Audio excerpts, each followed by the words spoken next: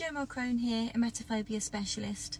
Just expanding on a topic that I posted about yesterday, which is separation anxiety in childhood and emetophobia.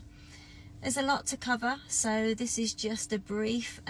expansion on that, but it links to emotional needs that all children share back in childhood, in those early formative years, and it's specifically connected to the area of connection. So a child wants to feel connected to those outside of them, those key people in their life, but they also want to receive connection, and they want it to feel that it's reciprocated without any conditions, that it's reliable, constant, predictable, etc. So when separation anxiety goes beyond what we might imagine, what we'd expect, which is, a little nervousness when a child starts school or starts nursery for the first time or has their first sleepover, all of those things are very normal and typical. But if it's sustained and if a child is not doing these things that would bring a lot of enjoyment, right, experiencing new things, especially if those sleepovers maybe are with grandparents or somebody that they, should feel fairly secure and safe with, it's indicative that something underneath is not quite as that child would like it to be.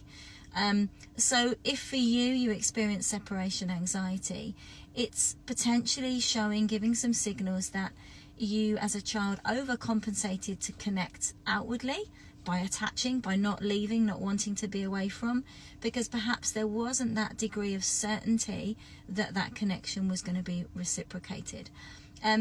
That's just one kind of element of this.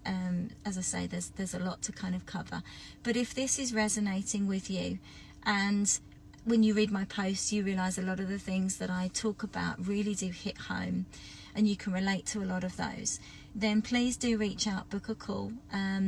inquire about my Fear to Freedom program, where I'm working one-to-one. So we're going into the depths that sit way beneath EMET, way beneath OCD, beneath anxiety,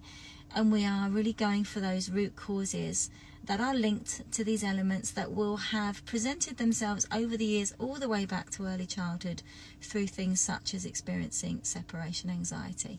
So click the link in my bio, book a call, and let's talk together at depth and in length about how I can help you.